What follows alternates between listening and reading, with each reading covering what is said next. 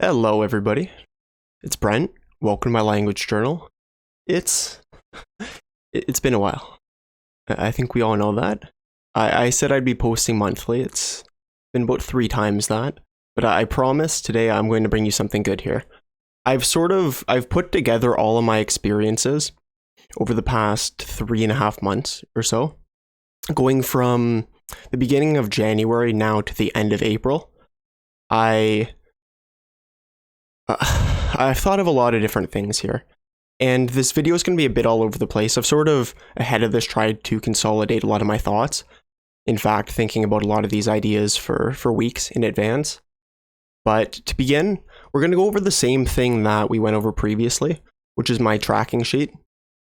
And then we'll go from there. I'll go into how I plan to go into the future, or move in the future, and all those different things. Because I have some new theoretical beliefs and ideas that are sort of going to guide the way I act in the future. But let's move over here. All right. So you should be able to see. We're having some technical issues here. There we go. You can now see January. January is right about where I left off here. We left you somewhere in the beginning of January, which was going quite well for me.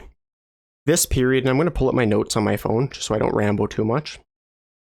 January is what I would call the month where I was grinding without consideration. I had this mindset that to reach a high level of Chinese, all I needed to do was give myself more input. And this effectively resulted in me putting in about 10 hours per day. We see down here 9 hours and 48 minutes. This was very much an incredibly structured month where I would wake up, I knew exactly what I needed to do. I would time box my scheduling. So I would do maybe an episode of something, part of a chapter, some Anki, and I would repeat that, hence the time boxing. You have different boxes, or buckets perhaps you can call them, of activities that you would swap through. Additionally, in this month, I said I wanted to begin listening because sometime, in fact, it's going to be about a month from now, but I said sometime in maybe June or July is when I wanted to begin outputting. And obviously a critical part of outputting is listening to what people are telling you. It's not like in real life, subtitles are going to show up and you can't read those. So instead, what you need to be able to do is listen to what people are saying, obviously, and be able to respond. And I didn't really have a good idea of what my listening was at. Basically, every show I watched at that time was with subtitles, and I would follow those. And it's easy, if you're doing that, to sort of overestimate your ability. Because you hear the audio right as you're reading, and you just assume that were the subtitles to drop and the audio remained, you'd still have a bit of an idea as to what was happening, but you don't really. In fact, this was a really humbling experience, dropping the subtitles. Somewhere around here, I dropped them, and my comprehension using the Refold Comprehension Index went from somewhere around a 5 most of the time to like a 2 or a 3. 3 being pretty generous, so that's like 50% comprehension.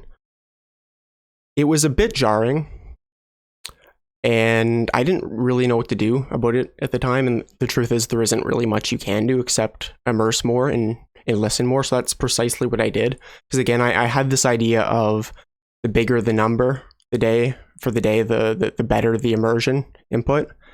And that was sort of my guiding ethos here. So there's not much to say for January, but this is where I left off. And then we went into February here. Now, February was a bit of a weird month because I had a big project for the part-time job that I was working. Don't need to get into that too much, but that occupied some of my time. I had my graduate school interview, which is something I'd mentioned previously. I planned to get into international business, hence the Chinese.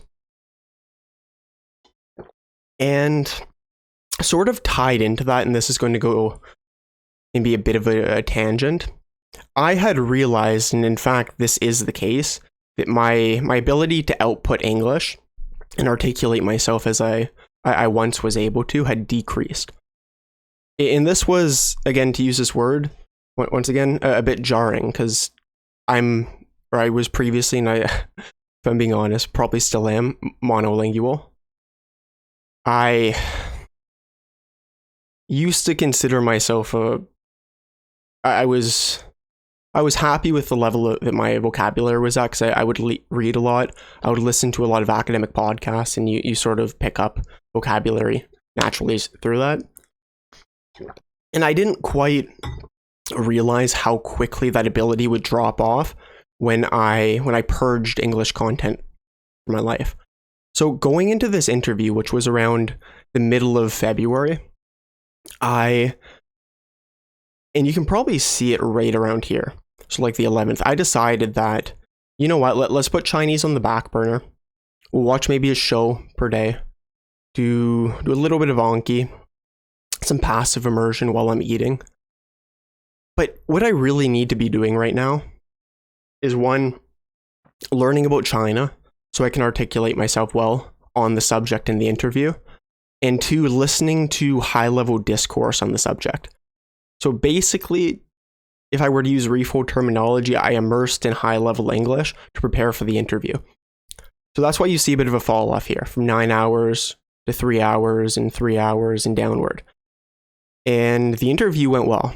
I ended up getting into and this is it's late news at this point, but I ended up getting into the graduate school with the placements that I wanted, which is fantastic because it's going to have me in Asia for my graduate school, a lot of it. China, Singapore, that sort of thing. It's great. And it reaffirms the amount of effort that I'm putting into learning Chinese, because I can see now that my future is going to be heading in that direction. But an unfortunate side effect or result of putting Chinese on the back burner is the habits that I previously had that was allowing me to consistently put in 9 to 10 hours per day began to fall off. And this is unfortunate because, and I'm going to get into this a lot later, a lot of discipline, as people call it, is really just having habits and these subroutines that you run throughout your life. Like, if this, then this. And you basically build conditionals into your life that allow you to be productive. And you lose that if you drop them for a certain period of time, because you're going to naturally go into whatever's easier. And in fact, what was easier for me was consuming English content, and not even consuming high-level English content at that point. But my habits sort of fell off. So February worked out well because I ended up getting into the graduate school, but I lost my habits. And that leads me into March here.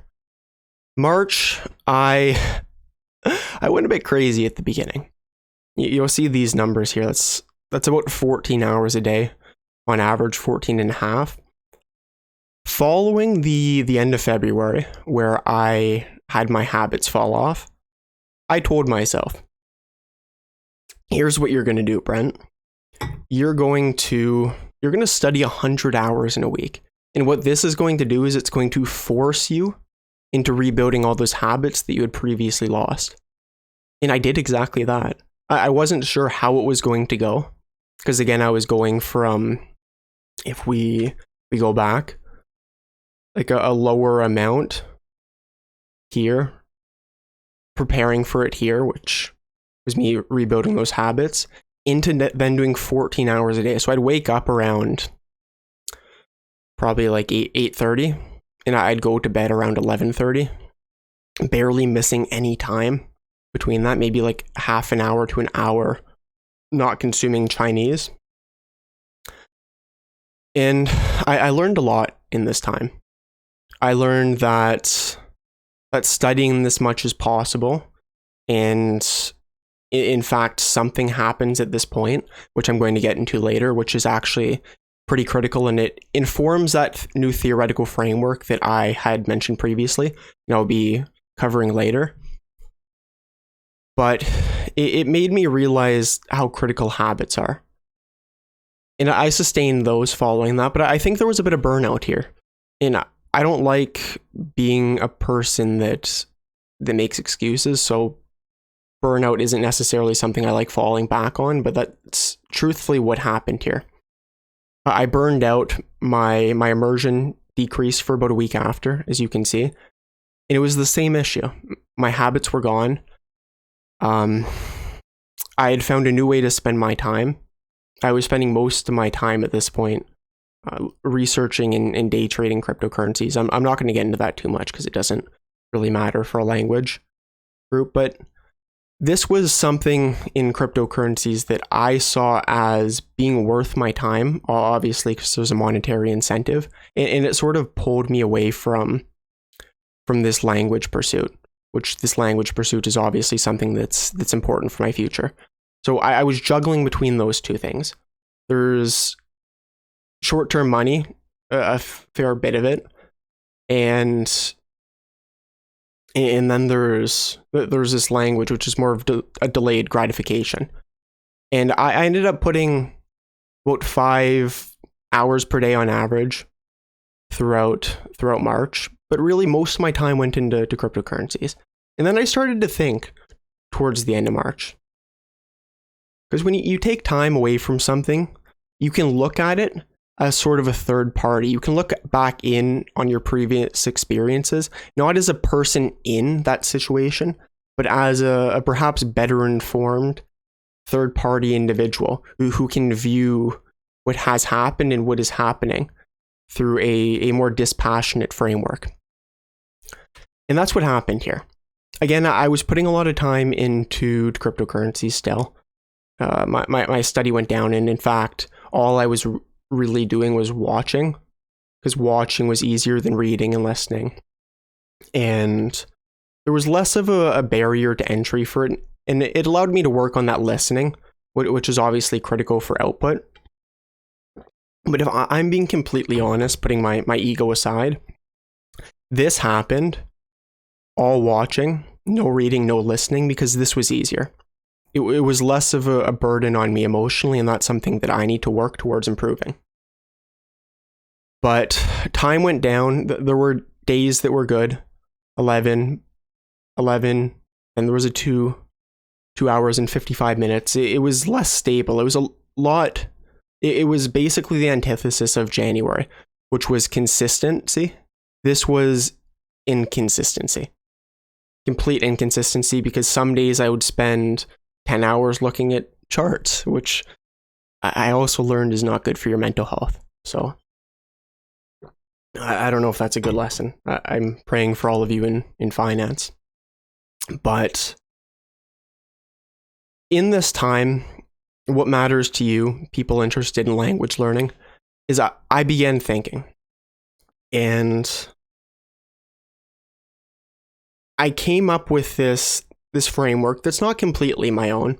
It's informed by a bunch of people in the language learning community, like Katz, Crashin, this other individual, Vlad, I believe his name is, Rosen in the Chinese community, sent him to me. But like a bunch of people. And they informed this new framework, which is going to make up the bulk of this video. So if you were interested in what previously happened to me, that's sort of where this video diverges. Or ends, perhaps is a better word.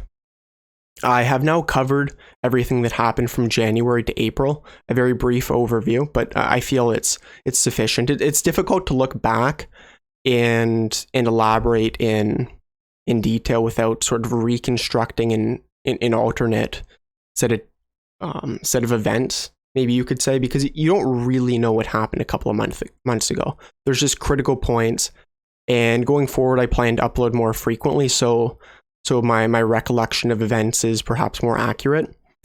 So subscribe if you want to see that. But now what I'm going to be getting into is, again, as I've maybe said 6 times now, this new theoretical framework. And I'm going to swap you over here. So you see me. I smacked my mic. I'm going to be pulling up my Word document here. Bear with me for 15 seconds. So let me perhaps preface this theory.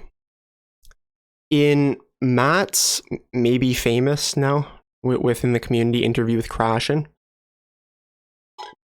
Krashen at one point said something that jumped out to me as not necessarily being a good idea. And quite frankly, now what I'm realizing is stupid and naive on my part. I thought it was a bad idea, perhaps. Krashen said what keeps people from reaching a native level in a language is not the mechanics of the language, but rather an issue with identity. People don't see themselves as being part of that in-group, part of that target language culture or country. And thus there are inhibitions that prevent them from fully adopting that role. And again, I didn't think this was a good idea.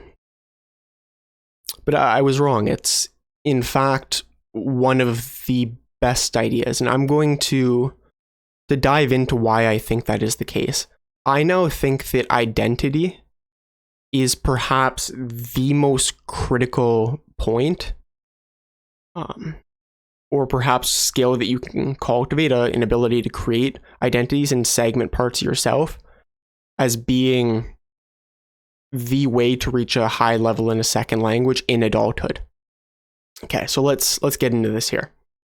I have a bunch of different points that I'm going to run through, and I'm going to try and make this as having as logical of a progression as possible.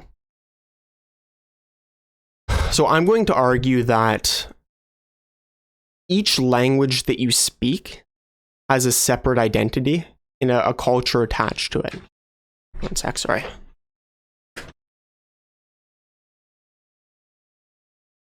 Sorry, my cat was trying to get inside.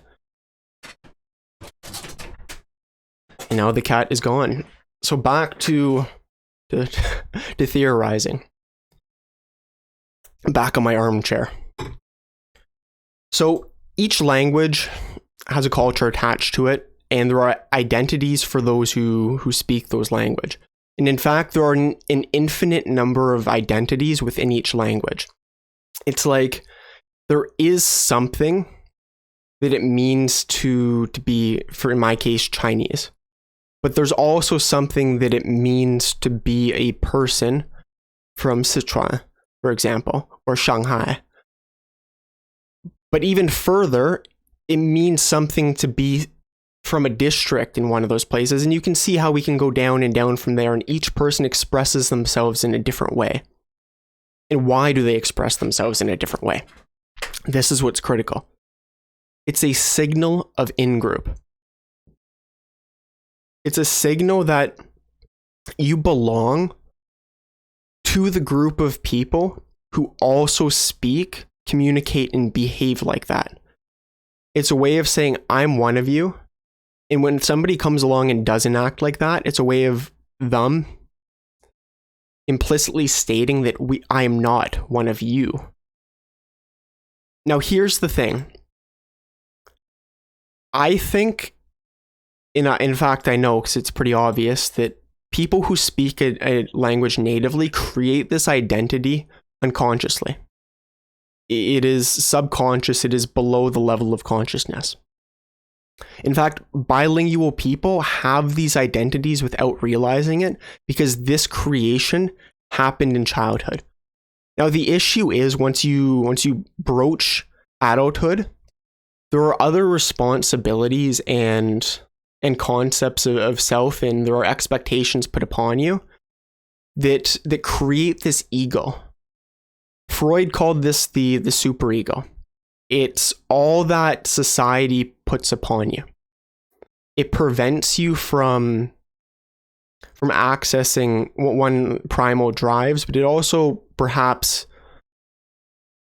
prevents you from acting in ways that are atypical or not approved of in that society.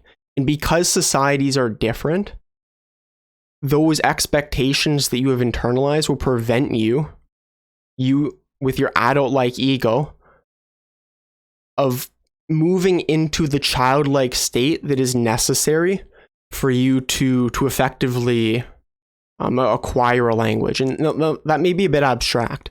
So basically, as an adult, you have an ego that prevents you from regressing to a childlike state, this state of maybe pure absorption and this uninhibited state that allows you to acquire the language, and not just the language, but the behaviors and actions of those around you. I mean, this is the idea of a language parent, right? In Refold. It's this idea that you will look at this person as a child looks at their parent, and you will absorb or begin to mimic, shadow the behaviors that they exhibit. And then theoretically, this is going to make you native. But the thing is, you have an identity. You maybe even have multiple if you're bilingual natively. And this identity is cozy. It's effective. And you as a human, in fact, all creatures have evolved to be cognitive misers or energy misers. These beings that aim to save energy and save cognitive power in the world around them. They aim to save the power that they exert when interacting with the world around them, is what I meant to say. So why, from a natural point of view, would you acquire a language? And in fact, this idea that we would acquire a language in adulthood is actually quite unnatural. You know, all the polyglots out there, yeah, I have nothing against you guys. You're great, don't worry. It was too passive aggressive, but it's just not natural. Before I went on that little side tangent, you have to think about it. We live in a very strange world, you might say. The modern world exists because of globalization. This interconnection between countries, between continents, between these infinite levels of society, of identity. And our ability to interact with Chinese people on the other side of the world, in this case I'm in Canada, interacting with Chinese people, trying to learn the Chinese language, that's not something that would have ever happened through history. It's incredibly unnatural. This idea of multiple languages being learned and a language being learned in adulthood never would have happened through history. And in fact, because my background's in psychology and neuroscience, I can give you reference to a couple of studies. And if you want the actual studies, I can give them to you if you message me on Discord. But let me just reference the results. So here's what you do. You have two variables. You have race, and then you have accent. And what you do is you show a picture of a person with race varying. So you have people of different racial identities, and it's visible. And then you have this picture of the person with the different identities speaking with a different accent in English. And then what you do is you get the participants to rate this individual that they're shown. They're shown a bunch of different people, again, with the race varying with the accent, and all the different combinations are shown at different points. And you say, how much do you like this person? Oh. Cat again. And you say, how much do you like this person? And if I were to ask you what you would predict, given a modern context, what do you think people would say? Most people say that this level of likedness may vary by race, because this is what we're taught to believe. But in fact, it's the opposite. People tend to like those more if they have more similar accents to them, as opposed to having more different accents. And this is a pretty important idea, because this dimension overrides the dimension of race. And why is this? It's because through all of history, I'm talking about this idea of something being natural or not. You wouldn't have interacted with people of different races. You were born into a small tribe with maybe 150 people, 200 people, Dunbar's number. And those people spoke a certain way. They looked a certain way. You would venture maybe 10 miles one way and you would encounter another tribe that was very likely dangerous. And because it was such a small area, small perimeter around you, you wouldn't encounter anybody of a different race. This concept of race just wasn't within your purview. But what was accents, because the people around you would speak slightly different languages, like these dialects. You wouldn't encounter a completely different language, but you would encounter a language similar enough to your own, yet it would be spoken slightly differently. So we developed this sensitivity to accents throughout time. And this is why the idea of learning a language in adulthood is unnatural. Like you even see this within the concept of universal phonetic sensitivity. This ability to hear all the different phones in phonemes within a language across all languages disappears by about 10 months of age. And that's because this formation of self really, how do I put this? It's like, it's not building. You aren't building towards something. Being a cognitive miser or a miser of energy is about conserving effort. You build set patterns early in life that are likely to be predictive of everything going forward. And then what happens, and this is backed by what we understand about neuroscience, is once you build those patterns very early on, what happens is not that you then grow more neurons through neurogenesis. This slows substantially over the life course. Instead, what happens is neural pruning occurs. And learning is primarily done through neural pruning throughout the life. So the death and the controlled death of different neurons. So you are trying to save energy. You're getting rid of the neurons that don't matter.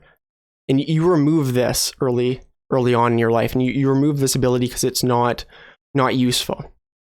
And this is where I get into this idea that I'm not even sure it's possible to reach a incredibly high native level in a category 4 language. Like maybe from English to French or French to Spanish or whatever else, adjacent languages. It's possible. But these category 4 languages, I'm not sure.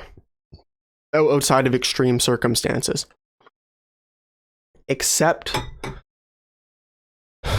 before I get too far ahead of myself, I have down here that the people that you find speaking foreign languages at a high level, of those who started in adulthood, are often those who lived in and assimilated into the culture that they were interested in. And hence this idea, this common sense idea of going into a country to learn a language was created. It's like, how do you want to learn a language? Well, maybe you should go there. And that's because we sort of understand implicitly that identity and assimilation are part of a language, yet we don't speak it per se. We don't articulate this. And were I not the wiser, I would assume that this is the only group that can reach this high level. But we know that's not the case. Like, consider the AJAT crowd online.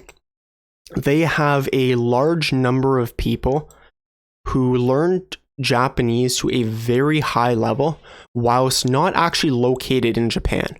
So this throws a little wrench in the theory. And then maybe we can conclude it is in fact possible. But there are other variables at play that make this a more complex situation.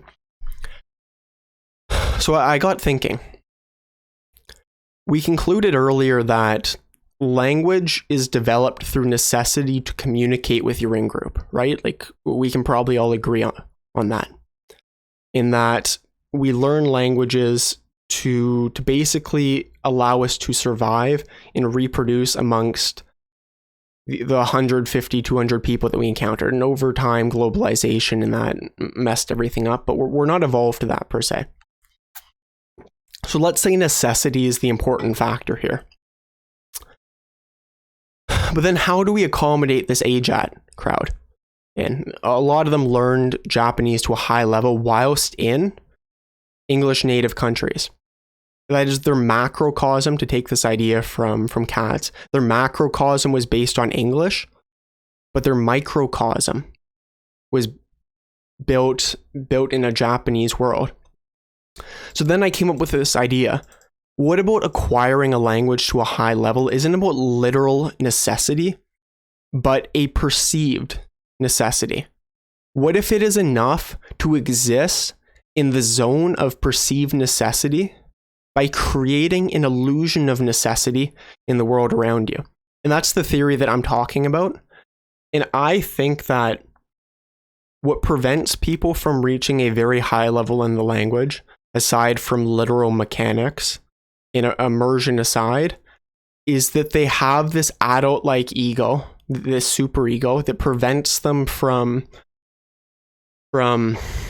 assimilating into this role and accepting these new standards and modes of being that might otherwise feel silly.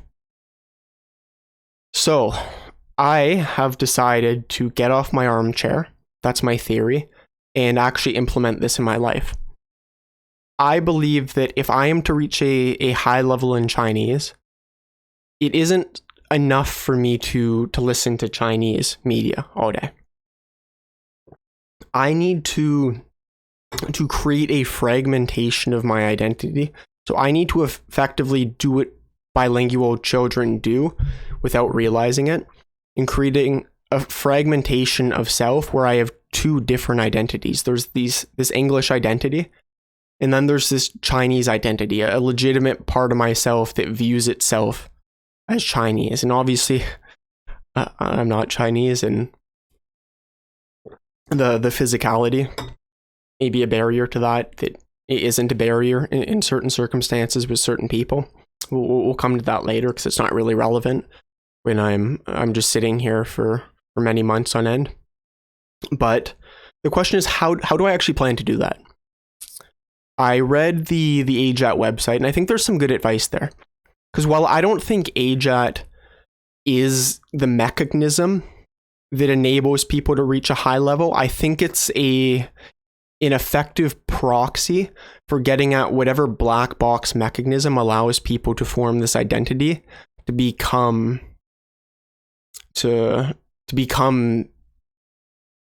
a quasi member of this country.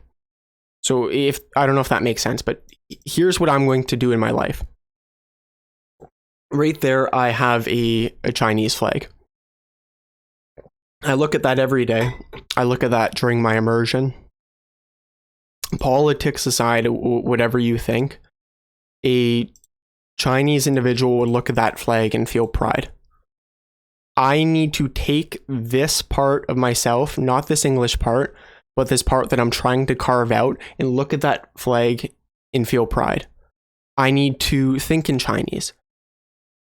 I need to remove the part of myself that thinks in English. I need to be able to look at something and generate uniquely Chinese thoughts. Because Chinese people think differently. And I already feel that in myself, but I haven't yet curated it to the ability or to the degree which I need to. Chopsticks. I am now eating every meal with chopsticks, which is a unique life skill to get good at them. So probably useful anyways. But overall, really what I'm trying to do, and this brings me into my plans for May, the next month, I'm going to try and remove English from my life. Basically completely. And I'm going to turn myself into something of a guinea pig for my identity theory. So here are my plans for May. I want to begin outputting in the beginning of June. So I have about a month to get to a point where I can output at a non-terrible level. Or to at least prepare myself for that. So what I've done is I've set myself a framework. I had that 100-hour week. I learned that 14 to 15 hours a day is too much. Like it impacts my sleep.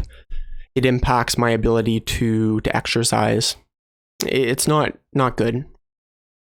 So I picked 12 hours a day is a more reasonable number. And that may sound crazy, but like with maybe like 10 hours of work per week, like half an hour a day of crypto stuff, I can probably manage that. So that's the number I've set for myself.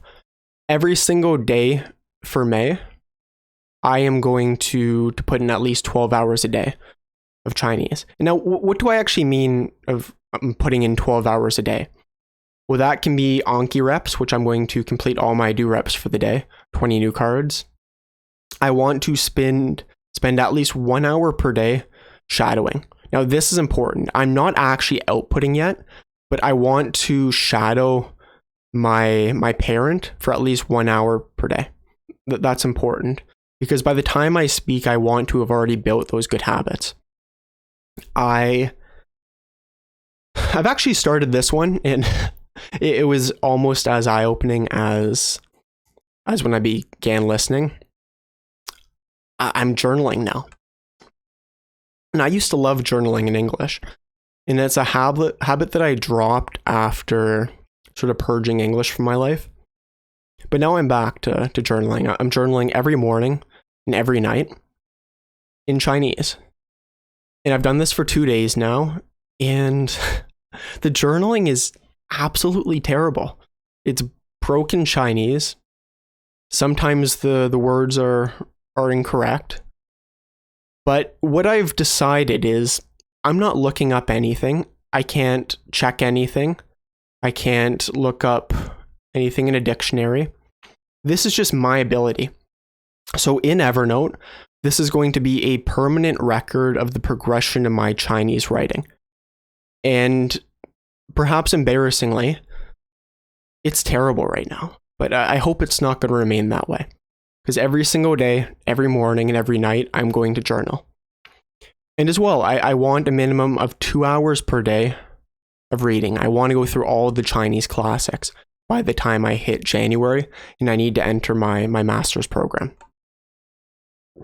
And then finally, the remainder of that time, and perhaps the bulk of that time, is going to be put into watching videos. And all these videos are going to have the subtitles blocked out, so I'm focusing on listening, because that's a skill that I do still need to develop. And yeah, that's it. That's my theory. It's an extreme theory. Some people are surely going to disagree with it, and I would love to hear what about the theory you do disagree with, because the more criticisms that I get of my theory, the stronger I can build it up to be. You poke holes, I can hopefully plug that hole with a different theoretical, with something with different backing. I can look at the evidence within the literature, etc. But, and I think I mentioned this earlier, that I wanted to end the video with this idea of behavioral subroutines and this idea of being productive. Really, because some people in the Discord asked me to talk about this. It's like, how do you actually study Chinese full time? What does that mean? One sec, I'm just going to open up a window. I'm getting hot in here.